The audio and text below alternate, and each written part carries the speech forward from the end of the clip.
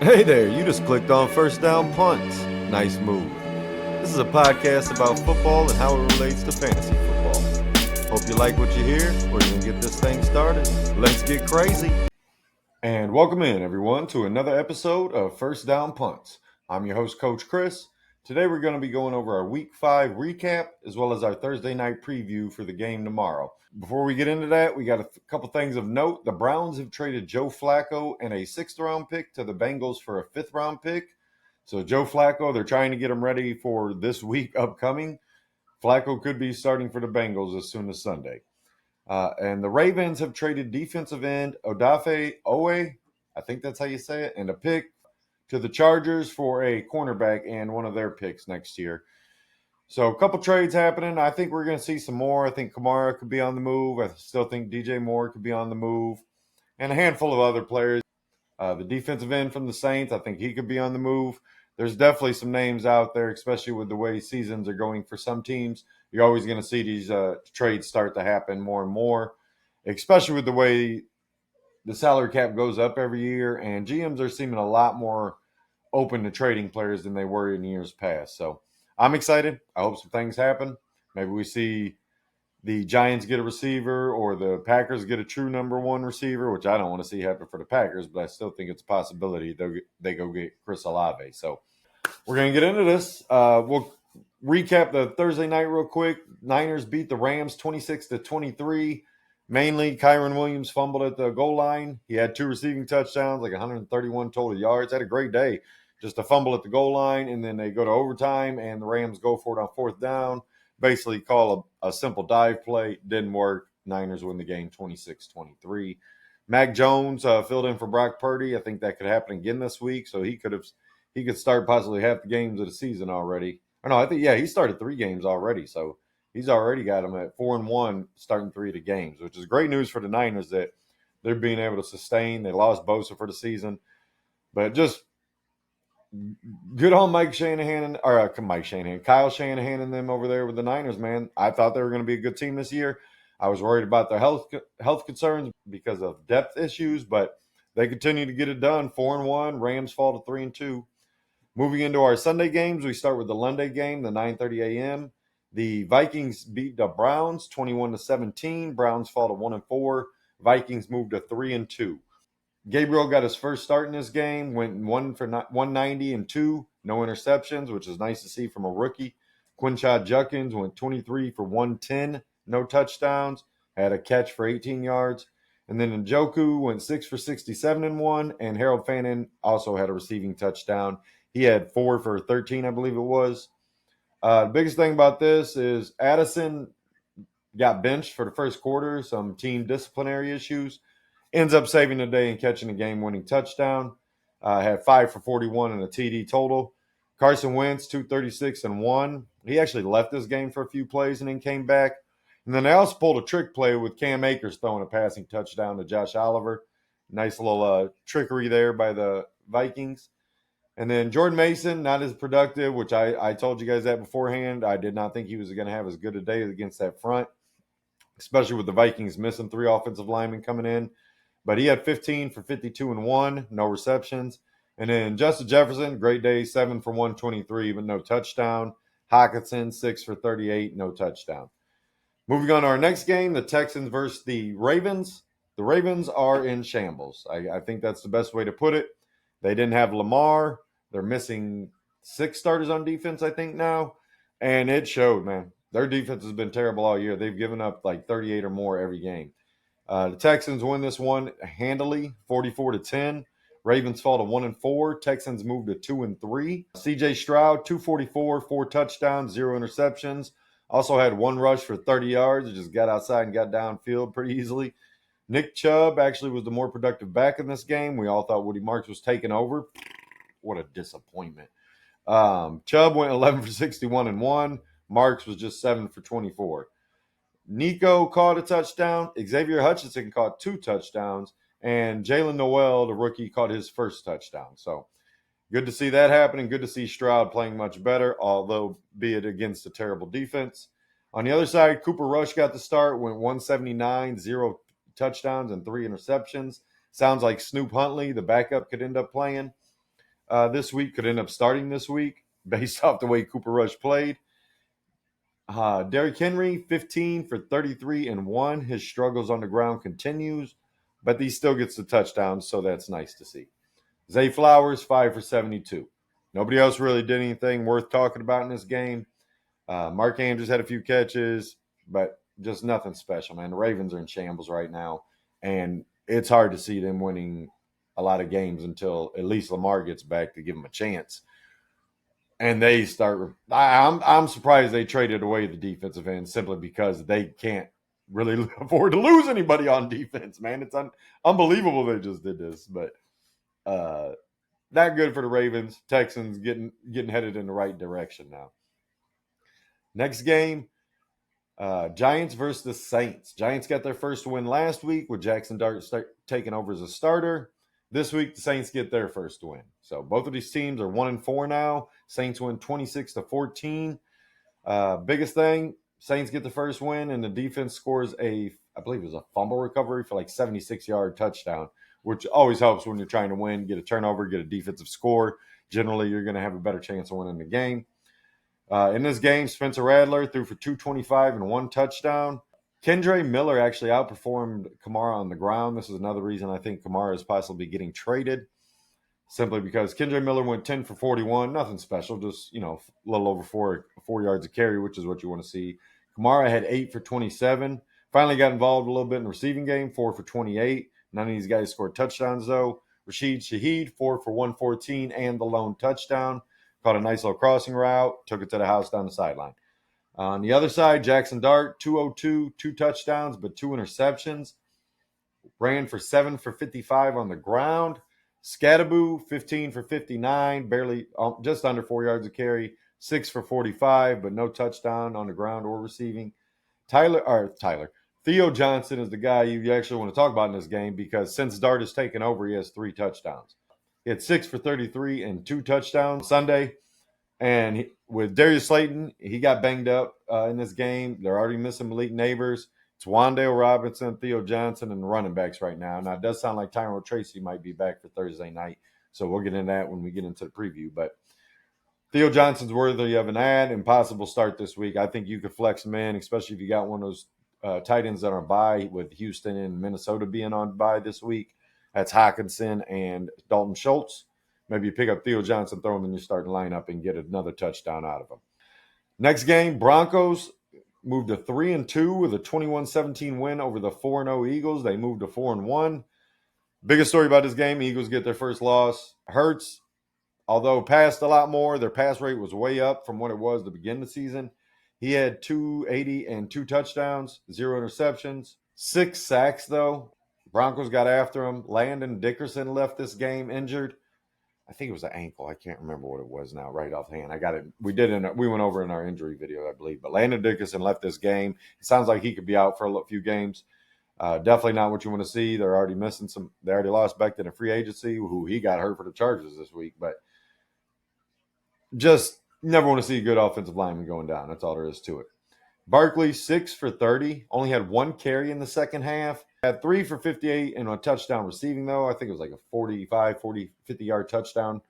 He got, other than that, Devontae Smith, 8 for 114, no touchdown. A.J. Brown, 5 for 43. Goddard got another receiving touchdown. So he continues to produce the majority of weeks he started, which is you can keep starting him, maybe a trade for candidate. A.J. Brown just not doing anything too productive right now. Now, they play the Giants this week. Could end up going their way. A.J. Brown goes for 203 touchdowns. Who knows? He's still a monster. I don't think this is an A.J. Brown issue as far as physical gifts and capabilities. I don't think he's aged out or anything like that. We all know about how the offense has changed. They got a new OC there. The biggest thing about this is they passed the most they had all season, and they lost the game for the first time this season. In my mind, it's going to go back towards we're going to run the ball with Barkley because we can't have Saquon Barkley get only 6 carries. That's just fucking ridiculous game plan. I don't care what's going on in the game. So, on the other hand, Bo Nix went 242 and 1 touchdown, along with 3 for 22 on the ground. J.K. Dobbins, 20 carries for 79 yards and a touchdown. Cortland Sutton, 8 for 99 and 0 touchdowns. Evan Ingram, finally involved, finally maybe healthy, I don't know. But 4 for 33 and a touchdown. Take advantage of it while he's healthy. Put him in your lineups. I still believe Evan Ingram is one of the more talented players at the tight end position in the NFL when healthy. And they did pay him a contract to come play for them. I don't believe it's going to be the Adam Troutman show all season. I just don't think Ingram was very healthy for a few weeks there, and it was kind of a slow start for him getting ingrained into a new offense, especially when Peyton's already got guys there that he knows and likes. So Peyton's a weird guy, man. He's got these attachments to players that it is what it is, but I believe Ingram's going to get more and more involved as long as he is healthy. So next game, Cowboys versus the New York Jets. I expected a lot more out of the Jets in this game. We did not get it till the fourth quarter. 37-22, Cowboys moved to 2-1 with a dumbass tie, and the Jets fall to 0-5. They are the only winless team with the Titans and Saints getting wins this week. So, Jets, you got to get it together, man. I expected a lot more out of you. Biggest thing about this, Dak went nuts and Javonte ran wild, man. Javonte Williams, that is. Dak went for 237 and 4 touchdowns, 7 for 28 on the ground. He continues to be a staple back candidate. Just because when Dak's healthy, Dak runs, man. And it's never going to be 80 yards or nothing like that. But 25 to 30 yards a game, man, gets you in the staple back category if you're passing for enough. And right now, he's a candidate to be a staple back. So, Javonte Williams, 16 for 135 and 1. Went wild. Had a nice 66-yard run. I think it was 66 yards. And also had 1 catch, but it was a receiving touchdown. He made that bad boy count, which I love because I traded for him a couple weeks ago in my home league. And he's been helping me, regardless of how the rest of my team may be performing at this time. Javonte's doing great. Jake Ferguson, 7 for 49 and 2. And Pickens had 2 for 57 and 1. The bigger news in this is Ryan Flournoy, I don't know how to say this guy's name, 6 for 114. Did not have a touchdown, had 2 rushes for 10 yards as well. I expected Jalen Tolbert to end up being a number 2. Devontae Turpin was out. CeeDee Lamb was out. Tolbert's been that guy that they run in that number 2 role, but Flournoy was the benefit this week. He's an interesting pickup in waivers. On the other side, Justin Fields, 283 and 2 touchdowns, got sacked 5 times, had 7 for 26 rushing. Fields didn't really do much until the fourth quarter, like I said. The Jets didn't do anything until the fourth quarter. Breece Hall ran well, had 14 for 113, no touchdowns, 4 for 42. Left the game for a handful of plays, ended up coming back in. But Isaiah Davis is a guy I'd always be thinking about in fantasy. Garrett Wilson, 6 for 71 and 1. He continues to produce because Justin Fields knows how to feed a number 1 receiver. That's why I didn't have a problem with picking Garrett Wilson this year. Mason Taylor, another good game. What you're trying to see, 9 for 67, no touchdowns. But becoming that number 2 option there for Fields is only going to help fantasy players and Justin Fields' fantasy outlet. And Garrett Wilson even, because if they got to pay a little more attention to another receiver, Garrett Wilson gets a little less attention from that defense. The Jets just got to get it going earlier in games. I don't know what's going on, why there's so much struggle. Obviously, in the fourth quarter, teams fall to prevent when they're up a couple scores or whatever. But Justin Fields is too talented to be struggling this much earlier. Tanner Engstrand, the OC there, he's got to get it together. He's got to get these guys in better position to succeed earlier. I mean, that's in the game. You see what the physical gifts they're capable of when it's at the end of the game, and it's not as tight a defense and all that. That comes to me, says game plan, man. Part of it's processing and everything for Fields as a passer, but part of it is game plan. You have to scheme guys open. You have to get Josh Reynolds involved. No, he's not some number 1 receiver, but he is a reliable guy that you can get first downs with if you scheme him up properly. You were there in Detroit when Josh Reynolds was there. Use some of those plays, man. Use some of those routes. That's just all there is to it. You got to get more people involved so the defense can't just hone in on 2 guys and kind of lock down the whole situation. That's why I'm happy to see Mason Taylor doing better. Arian Smith, we need to get him some deep shots. Jets got to do better as an offense. That's all there is to it. Next game, Raiders versus the Colts. I got a buddy that's a big Raiders fan, a buddy that's a big Colts fan. One of them is not happy. Raiders moved to 1-4 with a loss, 40-6. The Colts beat the Raiders 40-6. Colts moved to 4-1, still shocking the hell out of me. The Colts just dominated this game from start to finish. Raiders didn't have Brock Bowers, which never helps when your best player is off the field. But Geno went 2 for 28, 0 touchdowns, 2 interceptions, took 4 sacks. He's leading the league with 9 or 10 interceptions right now. Part of this is on the OC, part of this is on Geno. So Chip Kelly, Geno, you guys got to get in the room and figure this out, man. That's all there is to it. I just can't continue to watch this, and I can't believe you guys paid him this money and are going to continue starting him. Now, I know they can get out of it after this season. I just don't know what you're going to do if you don't start Geno. So this is more about figuring it out together than it is about benching Geno. Geno's a good enough player where if you put him in position to succeed, he can succeed. He's not going to go above that. That's just all there is to it. Geno needs a good situation. Call better plays, better protection. You lost Colton Miller. You're going to have to keep somebody in to help with that. That's the type of stuff that the Raiders have to do right now, even if it dampers what they can do completely on offense. I know Chip loves to run all these different players and all these different plays and try to run faster offenses to keep the defense off guard, keep them from subbing, wear them down like a boxer would. But at the end of the day, you got to have success doing that to continue to wear the defense out. Otherwise, you're just getting off the field after 2 plays because it's a pick. It's not a good thing.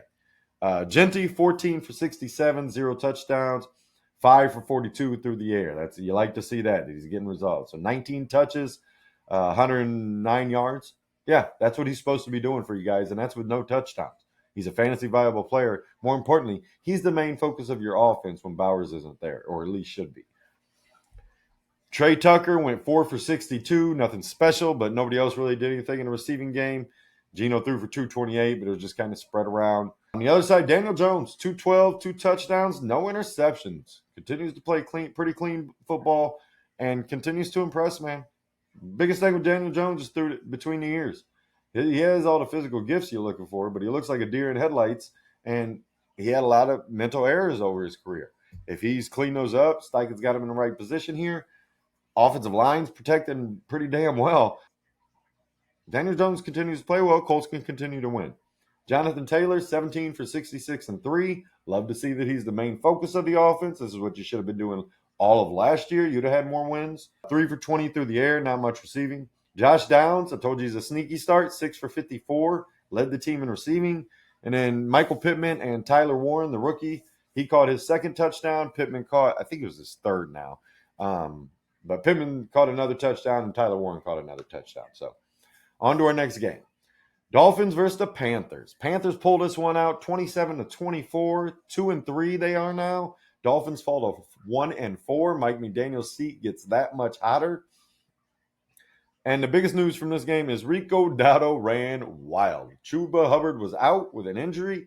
Rico Dowdle goes 23 for 206 and 1 touchdown. Tacks on 3 for 28 receiving. Bryce Young, 198, 2 touchdowns and a pick. Ted McMillan, 6 for 73, continues to get more and more consistent, which you love to see from a rookie. He's a fantasy starter to me every week, basically, at least a flex player the majority of weeks, just because I love the kid. I think he's super talented. Xavier Lequette caught a touchdown, and sneaky start Mitchell Evans, the rookie tight end, caught a touchdown. That's his second in 2 weeks. I'm paying attention. As far as the Dolphins go, no Tyreek Hill. He's on IR now with that dislocated knee and torn ACL, MCL, PCL, OCL, HCL, every CL you could think of, a CDL, whatever it is, he's missing it, the way that knee was looking. And then saying that, Dolphins lost another one. Tua goes 2 for 56, 3 touchdowns, no interceptions. Devon Achane, not very much success. 10 for 16 on the ground, 0 touchdowns. Did get 6 for 30 and a touchdown through the air. Waddled 6 for 110 and a touchdown. Stepped right into that number 1 receiver role, which I expected to happen. Darren Waller, 5 for 78 and another touchdown. That's 3 in 2 weeks on limited snaps. This guy can continue to up his snap count every week. He could be that much more productive. My only problem with this is, why'd you go away from Darren Waller? All that happened in the first half. He didn't get a target in the second half.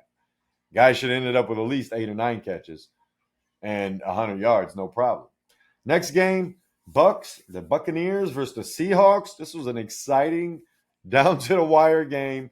38-35. Bucs get the win, moved to 4-1.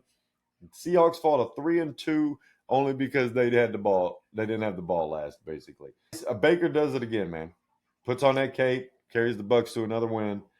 no Evans, no Bucky Irving, and Baker goes 379 and 2, along with 5 for 15 on the ground. Rashad White filling in for Bucky, where I expected Sean Tucker to be a little more involved. He was not. Bucky goes 14 for 41 and 2 touchdowns on the ground, as well as 4 catches for 30 yards. Mike Egbuka, this guy's going to win Rookie of the Year. I don't know, care what anybody else does if he stays on this pace. 7 for 163 and a touchdown. This guy's a touchdown machine, man. I love it. I told you he's the most pro-ready receiver coming in this game. Didn't think he would go to the Bucs. I can tell you that much, but I guarantee you they're glad as hell to have him right now because Godwin hasn't been very good in the first 2 games back. Mike Evans has been out for 2 games now. Egbuka is helping carry you guys. That's all there is to it. And then Sterling Shepard caught a touchdown as well. On the other side, Sam Darnold played well, 341, 4 touchdowns, threw a late interception though that gave the Bucs the opportunity to win the game. Ken Walker goes 10 for 86 on the ground. Charbonnet 9 for 36 and a touchdown. He stole the touchdown from him. JSN, Jackson Smith and Jigba goes 8 for 132 and a touchdown. Continues to prove he can be a number 1 receiver. Sorry about that for my advice on him. I didn't think he was terrible. I just wasn't sure if it would happen. I got scarred by Juju Smith-Schuster. My apologies. AJ Barner continues to be more and more effective. 7 for 53 and 2 touchdowns this week. Torrey Horton scores again. I love it. I love this rookie, man. He just continues to impress, continues to do good. Cooper Kupp actually had 6 for like 70 in this game. A little more involved than I was even expecting, but as much as they had to score to keep up with the Bucs, you see why everybody got involved. I do like to see Torrey Horton scoring again, though. It just gives me more and more confidence in fantasy-wise. But Seahawks suffered this tough loss. Bucs moved to 4-1. Next game, the Titans win 22-21 over the Arizona Cardinals. They get their first win to move to 1-4. Cardinals suffer their 3rd loss, or 2-3 now. Biggest thing about this is that it's a circus in Arizona watching that game. I said this in the recap or in the injury and waivers video. It was just like watching a circus, man, in the 4th quarter of that game. DeMarcado breaks out 72-yard touchdown, 73 yards, whatever it was, drops the ball going over the line. Exactly what A.D. Mitchell did the week before for the Colts. I went on my rant the other day. I'm not going to do it again. It just blows my mind. That was just the beginning of the bad luck, though, because don't worry, they were still up. Titans come all the way back, get their first win, thanks to an Arizona interception, led to a fumble that got kicked into the end zone that Tyler Lockett falls on. This happened in the same game. Then Arizona gets the ball back, and a bad snap that hits Kyler Murray in the face mask. Titans recover the fumble, go down and score again. Murray gets taken to the locker room to get checked for a foot concussion. That's what I'm calling it. You got a foot concussion because they said it was his foot, but I think they checked him for a concussion from the ball hitting him in his head. That's what it felt like. I don't know what happened. He jumped on the ground. Nobody touched him. I don't know how he got a foot injury from jumping on the ground and not getting even the ball back on the fumble recovery. He wasn't even close. So whatever he got checked for is what he got checked for, but we're just calling it a foot concussion. That's what he got checked for. That did not play well. Kyler Murray goes 220, 0 touchdowns, 0 interceptions. Michael Carter stepped in, played excellent for Trey Benson, who was stepping in for James Conner. 18 for 51 and a touchdown, so not the 4 yards you want per carry, but still got the touchdown, had 5 for 22, ran hard. DeMarcado, like I said, the long touchdown that wasn't had 3 for 81. So he got that 70-plus yard carry, dropped the ball before he crossed to the end zone. The coach actually went off on him on the sideline, ends up getting fined today. I think he came out, he got fined, and for his behavior on the sideline, I guess it was, fined by the team, mind you. He's apologized for how he acted and all that other stuff. But DeMarcado I don't see him getting the ball this week much. So Michael Carter is another recommended start again. Marvin Harrison Jr., 4 for 98. Not the huge games we're looking for where he was drafted, but it's just good to see a little more consistency from him, a little more production from him, especially after the good game last week, 6 for 66 and a touchdown. comes back with 4 for 98. Him and Murray got to get on the same page if Arizona expects to win a lot of games this year. McBride, 4 for 41. Just didn't get it done. 6 points in my league. It's probably like 8 in most leagues for the way leagues score points. But and then Chigakonkwo and Gunnar Helm both had 4 catches each, the tight ends. Gunnar Helm continues to carve into Okonkwo's receiving capabilities, or receiving opportunities, I should say, and someone to pay attention to moving forward. Commanders versus the Chargers. Commanders win 27-10. Chargers go to 3-2. Commanders go to 3-2, just in the opposite directions. Right now, the Chargers are in shambles. They just made the trade for the defensive end from Baltimore. Hampton is on IR. Mekhi Becton left this game with a hand injury. Their third tackle, Trey Pipkins, left with an injury and then came back. The team's just banged up right now, and they're having issues everywhere. Receivers still doing great, still pretty productive for them, but just not as many opportunities a game, just not as many first downs. And Herbert goes 166, 1 touchdown, 1 interception, had 4 for 60 on the ground, but also got sacked for four times. Omarion Hampton, before leaving, had 12 for 44, no touchdown, 6 for 26 through the air. Quentin Johnson, 4 for 40, no touchdown, had a fumble, so that hurts his fantasy production. McConkey got a little more involved, got a touchdown this game, 5 for 39 and a tutty. And then Keenan Allen, just solid, man, 5 for 58. Nothing impressive, but solid. That's basically his floor for him in fantasy. On the other side, Jaden Daniels, 231 and 1 and 0 interceptions in his return, as well as 8 carries for 39 yards. So he was still running even with that knee brace. Didn't seem to have any hindrance, any issues with it. Continued to play well. Get them another win. Bill, a.k.a. Ja'Cory Krosky-Merritt, 14 for 111, 2 touchdowns, 2 for 39 through the air. And, of course, this is the week I sit him after starting him the first 4 weeks, so it was time for him to go off. Deebo Samuel, 8 for 96 and 1. Continues to get it done. Continues to be a productive receiver. Nobody else really did anything. Ertz had a couple catches, but nothing impressive. But Commanders get their win.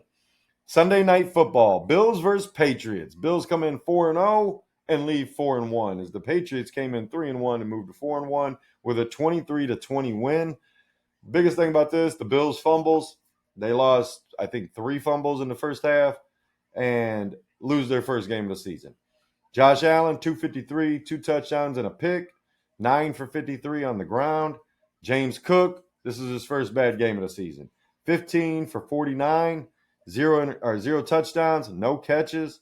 Dalton Kincaid got way more involved, 6 for 108, no touchdowns, but continues to produce as a number 1 tight end you could start him as. Deebo Samuel,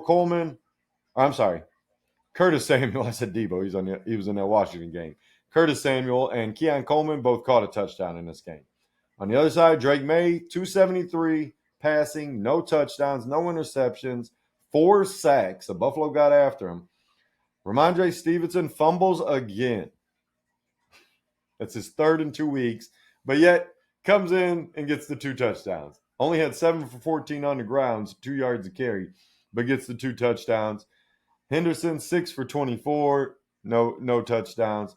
Antonio Gibson tore his ACL on a kick return in this game and is out for the season. And then Stephon Diggs got a little revenge game with the win and going 10 for 146. Didn't get the tutty on top, but still a good game for him. Good to see him break out after a 6 for, 106 or whatever last week. So he's got 200-yard games in a row. Love to see it. And 16 catches over the last 2 weeks. So our last game of the week, Monday Night Football. The Chiefs coming in at 2-2, taking on the Jags, who are 3-1. The Jags walk away with a 31-28 win and move the Chiefs to 2-3. So Chiefs are under 500 again. Jags moved to 4-1, surprisingly. Chiefs are 0-3 this year in one-score games after being like 9-0 or 10-0 last year. They are 0-3 this year on one-score games. But the biggest play of this game was Trevor Lawrence falling down after getting stepped on after the snap, and then proceeding to get up and run in the game-winning touchdown. Like it was pretty damn impressive for him to recover. The whole time it looked like he just wanted to throw the ball away, even when he was falling down. He decided not to, kept it, got up, bumped into a guy, scrambled out left, and then got into the end zone, and they end up winning the game. He goes 221, 1 touchdown, 1 interception, 10 for 54, and 2 touchdowns on the ground. And for the first time since college, Trevor Lawrence looked like he cared about winning this game. And that's what's been missing with Trevor Lawrence. We could talk about all the coaching changes, roster changes, everything else. For the first time in the NFL career, Trevor Lawrence looked like he cared about winning on Monday night. And it was impressive what he did, what he was willing to do. Instead of just fading away and throwing it away, he was hanging on and getting rid of it and getting it to a receiver, or breaking out of the pocket and getting on a run and getting some extra yards, getting that first down. He looked like the game fucking mattered to him for the first time in a long time. He won a national championship in college. Don't forget that shit. It's why he was the number 1 overall pick. Because when this guy plays with a fire under his ass, he's very damn impressive. And hopefully we get to see more of that going forward. Travis Etienne, 12 for 49, no touchdowns. Had 3 catches for 9 yards, nothing impressive. Brian Thomas Jr., 4 for 80. Like to see that. Production is important. Even if he's not getting a touchdown, seeing him getting the opportunities and the production. And then Travis Hunter in this game played mostly offense. I think he played a few defensive snaps, but had 3 for 64 with a couple really nice catches, impressive catches. Just not doing enough yet to say start him in fantasy or even pick him up half the time. I know he's been dropped in some of these smaller leagues. In deep leagues, he hasn't been dropped yet. And in dynasties, he's not getting dropped. So on the other side, Patrick Mahomes goes 318, 1 touchdown, 1 interception, and 6 for 60 and a touchdown on the ground. Kareem Hunt, 7 for 49 and 2 touchdowns. Kelsey, 7 for 62 and 1 touchdown. Xavier Worthy, 6 for 42, no touchdowns. Chiefs got the production. Offense looked decent enough. The Jags just played tough, man. That defense has been playing super tough. It's a big part of why they're 4-1 now. And Chiefs weren't able to pull it out. They got the ball with like 23 seconds, and everybody's thinking about the 13-second game against the Bills, but the Chiefs could not pull this one out. Just a couple pass attempts, and that was the game. Chiefs fall to 2-3. Jags moved to 4-1. As for our Thursday night preview, we got the Eagles versus the Giants, 4-1 versus 1-4. Giants starting Jackson Dart now. Eagles still trying to figure out who they are. Yet they're 4-1, but they did suffer their first loss last week. As far as our starts go, Jalen Hurts, Saquon Barkley, Jake Elliott, the kicker for the Eagles, the Philly defense, I'm comfortable starting them, and Dallas Goedert, who continues to produce, like I said. On the Giants side, Cam Skadaboo is the only one I'm recommending starting, and if Tyrone Tracy plays, he might move down to a flex spot. Right now, Tracy's in question, so I can't recommend getting him in the lineup at all. A.J. Brown, for the flex spots, A.J. Brown, Devontae Smith. On the Giants side, Jackson Dart, I think you can still flex him just because his running capabilities. You know we love that in fantasy. Theo Johnson, told you about it. He's got 3 touchdowns in 2 games since Jackson Dart's been the starter. No Malik Neighbors, no Darius Slayton, no Tyrone Tracy, maybe, but they could use him as a receiving option if they need to. Wan'Dale Robinson's still there, but Theo Johnson's the flex player for me right now. You need a tight end fill-in. You got an injured guy. You're waiting for Kittle to come back like myself. Theo Johnson's the guy you can throw in that flex spot. Wan'Dale Robinson, he's a flex guy. He's the only receiver left standing right now, other than a couple guys that we don't really talk about or know about or have been very involved so far. Sits for this game, Jahan Dotson, Devin Singletary, New York Giants defense, the Giants kicker, McAdamini. I think that's McAdamini. I don't know how you say that kicker's name. He's a replacement kicker for Geno. I'm not willing to start him at all, especially against this Philly team who just lost the game. My sneaky start for this game, the rookie Bo Collins, the wide receiver. He was the one that caught the moon ball from Russell Wilson in the preseason. Had a couple other big plays in the preseason that stood out. He could be forced into action and could be a big help to Jackson Dart this game. So Bo Collins is the name for my sneaky start. Other than that, guys, we're going to get out of here. Hope everyone's having a good afternoon, good evening, good morning. Remember to comment, like, subscribe. Till next time, I'm out. First down, Punts!